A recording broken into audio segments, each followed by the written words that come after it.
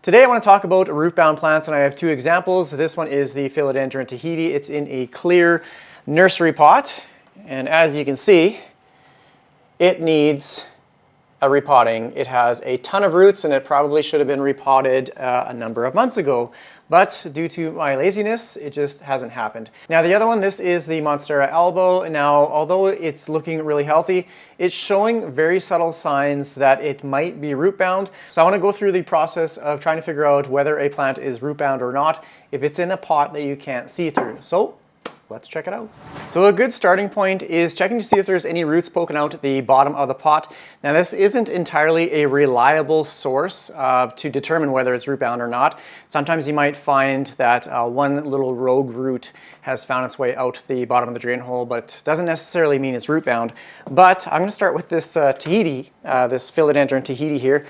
I don't know if you can see it or not without me dumping out all the soil here, but it is one massive noodle mess at the bottom. So this one, yeah, it's severely root bound, as you can see through the pot here as well. But this is just a good starting point to check the bottom of the pot to see if there's any roots poking through. And now for the Monstera here, I'm just going to flip the pot upside down. It's a little easier to do with one hand, but you can see there's a nice chunky root poking out the bottom. So this doesn't necessarily mean it's root bound, but it just gives you a little evidence to investigate further. And the way I do that is typically I remove the plant from the pot and just check out the entire root system just to see kind of what we're dealing with. The next thing that I look for is yellowing leaves, more specifically on the lower portion of the plant.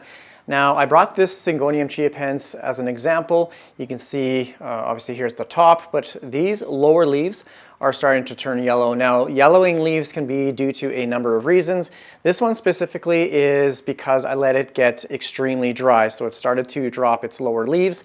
I just watered it the other day because, again, I forgot to moisten the moss bowl there, as well as it's in a fairly small pot. So this one is from underwatering, but when you start to see yellowing leaves lower in the pot, and you've kind of troubleshot some other issues, like it's been watered, it's getting good light, but it's still losing lower leaves, then again, it might be a good reason to pull the plant out, look at the root system. The reason why you lose lower leaves is because of the root compaction or constriction. It's not allowing water or moisture as well as nutrients to be absorbed by the root system and for the plant to use. So it's going to start dropping some leaves. Once you put it in a larger pot, then that will correct, or it should correct, the yellowing leaf issue. I'll be taking this one out of the pot here momentarily, but this next point is kind of what alerted me to the possibility of it being root bound, and that is no new growth. It hasn't pushed out a new leaf for quite some time, so that kind of goes back to the kind of root constriction, almost like a suffocation. So a plant needs a root system large enough to sustain new growth as well as the current growth. So if it's not pushing out any new growth, or it's just not doing anything despite you giving it light, water, all its proper ingredients or requirements, and it's still not pushing out any new growth, then again, it might be root bound. The plant needs a certain sized root system in order to sustain and produce new growth. So if it's not growing, take it out of the pot. So that's what I'm going to do right now, and we'll check out the root system. I haven't taken this out, so honestly, I have no idea if it is root bound or not. It could just be a very slow growing plant, but I just want to take a look at the roots and see what we're dealing with. Now, very quickly, as I set up with this plant, you want to make sure that your soil is not like rock hard. Now, I don't really have that issue because I use a fairly chunky aeroid mixture, but if you're using just like a regular tropical potting soil, over time, if it hasn't been repotted in like a year or two, it's probably going to become very dense and compact. Now, of course, for the sake of the video, I'm hoping that it is really root bound because, yeah. I can feel a little bit of crunchiness as I put my little butter knife around the edge of the pot here. And what I normally do as well is I will redirect all these aerial roots back into the pot. That just provides a more robust root system down the road. And I'm going to try and keep this all intact. And yep, it is pretty chunky. I'm losing stuff all over the place here. So you can see these are the couple roots that poked out the bottom, but the pretty much I'd say like 80%, maybe even 90% of the entire pot or the soil volume is roots. So this is a perfect time to repot it into something slightly larger. Like I said, I was just seeing some very subtle changes in the leaves, which alerted me to the possibility of it being root bound. Now, if you determine that it is not root bound and you jumped the gun a little bit, it's not going to harm the plant just from taking it out of the pot. So simply put it right back in the pot and provide its regular care. Now, if the soil hasn't been changed in a couple of years and it's very compact, all you need to do is take a pencil or like a knife or something like that, just poke it in the bottom of the root system, pull down on the roots, and just loosen up as much of the soil as you can. You can also use a hose or something like that just to kind of loosen up that rock hard soil. Put it in you can put it in the same size pot if it's not root bound, or you can upsize it to the next size and then just add some fresh soil. But this one, the next step is determining what size pot to use and what type of pot to use. So I first want to start with a measuring tape, and this one is about a 6-inch pot. So the next size is an 8-inch pot. Typically don't see like in between sizes, like no odd numbers. So I wouldn't use like a 7-inch pot. I don't even know if there is such a thing, but the next size up will be an 8-inch pot, and I'll see if I have one on hand. Now I brought a few examples, and just so you can see, this terracotta one is 8 inches. This one just a little less than 8 inches, and this plastic nursery pot, well, would you look at that, 7.5. So they're all relatively the same size, but this is the next size in comparison to the original pot. So now for pot choice, I like to use terracotta for a lot of my plants. Even though I'm a chronic underwater, a terracotta pot is very good for absorbing soil moisture lower in the pot. So if you're a heavy waterer or your plants don't dry out fast enough, terracotta is a good choice for you. Here is another Talavera pottery pot, which I like because I like the color pop for sure. This is a porcelain pot. It might be terracotta underneath, but let's see. Whoops, just dumped out a bunch of water. A lot of times terracotta is painted, so it kind of negates the absorption quality of true terracotta. So this one will definitely hold on to moisture longer than just a standard terracotta, but I like this because of the color. So I might actually use this one again, and the inside you can see is painted. It's got a nice large drain hole on the bottom. Now, if you're a chronic underwaterer like myself, you should probably use either a plastic nursery pot or a porcelain or a painted terracotta, just because it won't dry out as fast enough, or it won't dry out as fast as it would in terracotta. So this is pretty much the selection of pots that I would recommend. If you're in underwater, use plastic or porcelain. If you're in overwater or your soil stays wet for too long, terracotta is a good choice for you. And I think I'm going to either go with the plastic or this one. I'm just going to place the plant in and see which one looks better.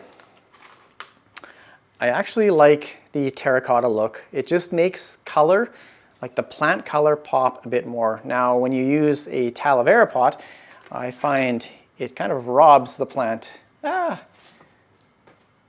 it takes your focus away from the beautiful plant to the beautiful pot. Like, it's an absolutely gorgeous pot, but I think I'm going to actually use this one.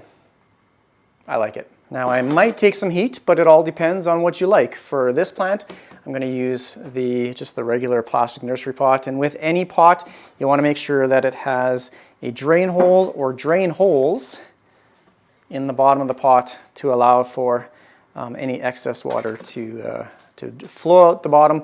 Otherwise, if you have a plant in just standing water, it's going to lead to root rot. It's going to suffocate those roots. I'm going to be using the VeryPlants Molly's Aeroid Mix. This is just a nice, chunky, airy mixture. Provides for healthy roots as well as really good drainage.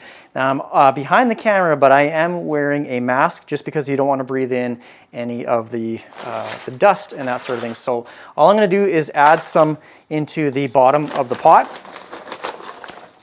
providing a little bit of a base layer for the plant. It doesn't have to be like a ton. And then I'm just going to place the plant up against the back side of the pot. I like to have whatever support system, whether it's a wood plank or a moss pole. I like to angle the plank or moss pole slightly backwards, because over time the heaviness of the leaves will tend to pull the support system forward. So I just like to angle it slightly towards the back. That way you don't have a plant that flops out of the pot. And now it's simply, I'm just going to show you, it does have quite a bit of room for the roots to expand. Now, before I go any further, I want to address the reason why I didn't break up the roots. Now, because it's not like super rock hard like the soil, it's fairly loose. I don't want to disturb them if, oh, there's a little bit of rot there. I don't want to disturb them if I don't have to. Now, over time, just because the plant has quite a bit of room to expand and spread out the roots, it's going to do it naturally. This is just what I do. If it's rock hard, I would have definitely broken up the roots, loosened up that soil, put it in something fresh. Just because it's root bound, I'm going to leave it as is. These roots, you can see they're already kind of popping out. They will find their way, and the plant will be fine.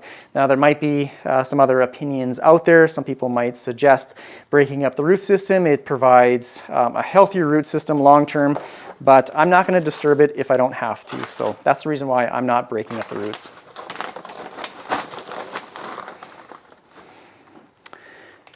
And just filling in the gaps. This looks like a little Easter egg.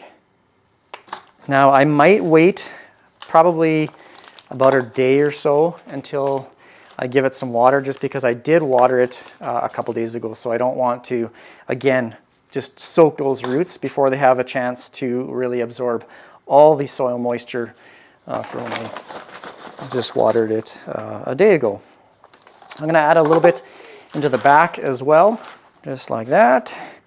Might just put as much as I can back there and just use my pencil to kind of push it down behind the plank, just so it provides a little bit of structural support there as well. And I'm actually going to use the rest of the old soil. I'm just going to dump it in here as well. As long as there's no like rotting roots or anything like that, then I like to use a little bit of the old soil. I do have a discount code down in the description of this video if you want to go check it out. Just going to put that down there. And now I'm just going to pack it down lightly, just to the point where it's pretty stable, but it's not going to crush the roots. If your plant needed to be watered before you did the repotting process, then definitely soak the soil right now. After you repot it, give it a good thorough watering. But mine was recently watered, like as of 2 days ago. Now, and I don't know if you can see right here, these little round yellow ball things, that is slow release fertilizer. So I did add some fertilizer to the old mix, and I didn't break up the soil, so I'm not adding any new fertilizer or anything like that. I'm just going to add all that soil back into the pot. Included are those little fertilizer, slow release fertilizer balls. Now for the Tahiti here, I'm going to be using the larger terracotta pot. The reason for that is because it is quite a bit heavier than a plastic nursery pot. This plant is getting quite top heavy. You can see the moss pole is actually slanted to the side, and it's very tipsy, like it wants to fall over. So it's just going to provide much more stability long-term for the plant. So that's the reason why I'm going with the terracotta. Now I just want to show on the tips of the leaves for this plant, you can see it's starting to turn yellow. Now I thought initially I had a pest issue, but this is exactly what I'm talking about when you start to see yellowing on the leaves. It'll generally start on the tips, and that just tells you that the plant is not getting enough moisture. So you start to see signs on the leaves like that. And probably completely blocked by the plant here. This one's done really, really well. And even though it is root bound, it's getting new growth at the top here. So I'm just going to be using my plant butter knife, and I'm just going to go around the edge of the pot. Now I'm going to try, you can try squeezing it, but a lot of times these roots will actually adhere to the side of a pot, especially with terracotta. It's coarse enough where it'll kind of grip on there. But again, I don't want to damage the roots, but this one's, yeah, obviously it had a lot of roots at the bottom, so these ones, they're definitely going to get torn. So I'm just going to maybe pull those apart. I don't want to pull up on the pot because I don't want the roots to separate from the stem as well. So I'm just going to go around the pot, and all I'm doing is just going down the side of the pot, and then I'm pulling away from it just so it helps separate the roots from the side of the pot. So that's all I'm doing. Okay, you can hear some cracking. Let's see if it'll pull out. There we go. Yes. Crazy roots. I'm probably going to lose a lot of these fertilizer balls, but look at that chunky root system. A little bit of root rot on the bottom here I'm seeing in places, but not a big deal. Some brown roots like that. I'm just going to pull those away. Most of the leaves are on this side of the plant, so that's why it's wanting to pull it this side. So I'm going to kind of counterbalance that, put a little bit of soil on the bottom, and then have it more centered this time. And the reason why the leaves are pointing to one side is simply because of the direction of light. So I have it just on the floor over here. So where its position is, the plant uses its leaves as little solar panels, and it finds the proper way to photosynthesize. So I'm just going to add, that's actually maybe too much. And this one has, I think, a fairly large drain hole, so a lot of the soil is just falling right out. I'm actually going to find a piece of bark that I can partially cover the drain hole just so all the soil doesn't fall out. I actually grabbed a little stone from outside, so just going to pop that right on the bottom. I'm not going to cover it completely, but just enough where all the soil doesn't just flow out the bottom. Make sure my pot's level here. Make sure it's standing upright, center right now. No hands. It is balanced properly. There, I found a larger cup to help expedite the process. And for this one, again, I'm not going to be watering it just because I gave it water a couple days ago. So I'm going to let all that soil kind of dry out before I give it any more water. I'll get it probably 95 to 100% dry before I give it some water again. Pack it down, make sure all those air gaps are filled around the pot, like that. For the most part, the pole is stable-ish, good enough.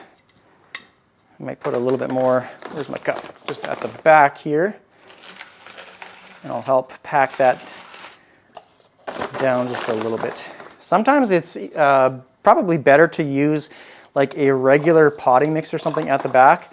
Just it packs down a lot better than this chunky stuff. I'm going to put a little bit of this original soil just at the back, like so. Okay, here's the finished product. A little amateur hour here. It's not quite centered. I have it off to the side here, but at least the pole isn't flopping over, so it's balanced right. Not a big deal. It should have been right here, just a little off center. But you get the point. It's just all about knowing when to repot and how to repot a root-bound plant. Look at these chunky roots in the moss pole here. So this is one healthy plant. Hopefully it has enough room in the pot now where it's just going to explode with new growth. These leaves are absolutely gorgeous. Hopefully this answered all your questions about knowing when to repot, how to repot. If you have any other comments or questions, please leave it down below in the comment section. Thanks for watching all my videos. I appreciate the support. Take care, everyone. Bye.